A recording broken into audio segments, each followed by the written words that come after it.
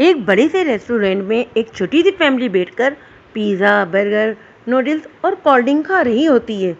इस रेस्टोरेंट के सामने दो गरीब बच्चे चिंकी और मिनकी खड़े होकर इन लोगों को खाते हुए देखकर आपस में बातें कर रहे होते हैं। मिनकी, देख तो ज़रा, आज हमारे सामने फिर वो अमीर फैमिली बैठी है जो हर रोज़ की तरह इस रेस्टोरेंट में खाने के लिए आए हैं और बेशुमार खाना बर्बाद करके चले जाते हैं। अरे चिंकी, हम कर भी क्या सकते हैं सिवाय इनको देखने के, क्योंकि हमारी किस्मत में इतना महंगा खाना नहीं लिखा है। हाँ मिनकी, मैं जानती हूँ, पता नहीं भगवान ने अमीर और गरीब का खाना क्यों बना रखा है। अरे पागल, गरीब और अमीर की लिखाई भगवान ने नहीं बल्कि इन अमीर नवाबजादों ने बना रखी है।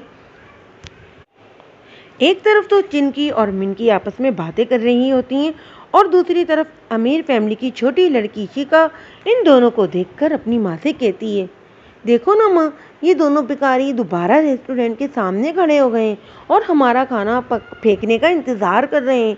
शिका के इस तरह बोलने पर उसकी माँ हंसते हुए बोलती है, अरे हाँ बेटा, अगर हम खाना छोड़ेंगे नहीं तो इन भिखारियों को खाना कौन देगा।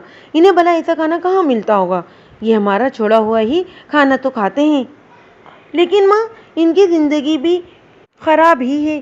देखो ना कैसे आस लगाकर बैठे हुए हैं कि हम लोग खाना छोड़ेंगे और कैसे ये लोग इस खाने पर टूट पड़ेंगे। अरे बेटा, खाना जैसे ही डस्टबिन में जाएगा वैसे ही ये दोनों हमेशा की तरह इस पर टूट पड़ेंगी। माँ बेटी आपस में बातें कर रही थी कि तभी शिका के पिता वहाँ आ जाते हैं और इन दोनों को इस तरह की बातें करता देखकर मन ही मन में बहुत गुस्सा होते हैं और उनको बोलते हैं, तुम दोनों इस तरह इन बेचारियों बच्चियों को देखकर किस तरह की बातें कर रही हो। अरे डैडी जी, इन दोनों भिखारी बहनों को देखो ना आप, कैसे हमारे खाने की तरफ देख रही हैं।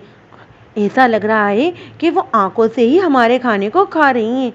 शिका की बात सुनकर उसके पिता को बिल्कुल भी अच्छा नहीं लगता और वो शिका को डांटते हुए कहते हैं, शिका, किसी भी गरीब इंसान का इस तरह मजाक बनाना अच्छी बात नहीं है।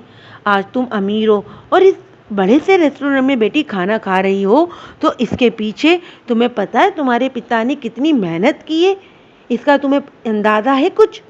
अरे आप शिका को क्यों डांट रहे हैं। मेरी शिका ने ऐसा क्या गलत बोल दिया कि जिस पर आप इसे इतना सुना रहे हो। शिका की माँ को अपने पति का इस तरह से शिका को डांटना बिल्कुल भी पसंद नहीं आता। इसीलिए वो थोड़ा गुस्सा और नाराज़गी भरे लहजे में कहती है, वो देखो, वो दोनों किस तरह घूर घूर कर हमारे खाने को देख रही हैं। क्या आपको हमें ये खाना पच पाएगा। शिका के पिता इस बार कुछ नहीं कहते, जिसके बाद वो अपनी कार में बैठकर वहाँ से जाने लगते हैं। थोड़ी देर बाद वेटर आता है और इस खाने को डस्टबिन में फेंक देता है। जैसे ही खाना डस्टबिन में जाता है वैसे ही चिंकी और मिनकी इस खाने को निकाल कर इस पर टूट पड़ती हैं और इसको खाने लगती हैं। ये सब शिका और शिका की माँ कार में बैठी देख रही होती हैं। ये नज़ारा देखने के बाद शिका और शिका की माँ हंसते हुए आपस में बातें करती हैं। देखा माँ, क्या कहा था मैंने कि ये लोग इस खाने को फेंकने के साथ ही इस पर टूट पड़ेंगी। आखिर वो ही हुआ ना। अच्छा जी शैतान लड़की, ये बात तुमने कही थी या मैंने कही थी। अरे माँ, अब ये बात आप कहो या मैं, बात तो बराबर है ना।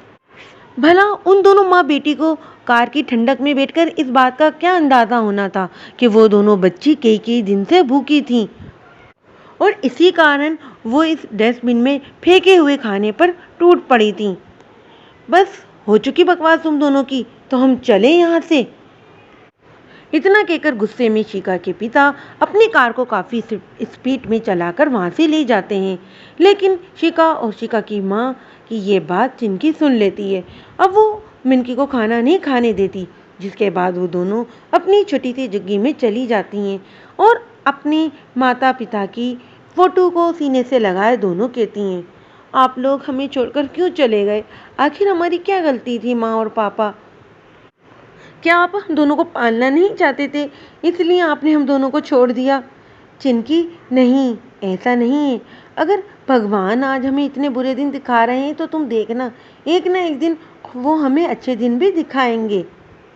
मिनकी चिंकी को चुप कराते हुए कहती है, लेकिन चिंकी, वो समय कब आएगा। आज इन अमीर लोगों ने हमारा बहुत मजाक उड़ाया है।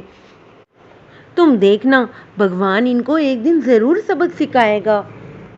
चिंकी और मिनकी आपस में बात कर ही रही होती हैं कि तभी उनके दरवाजे पर किसी ने दस्तक दी।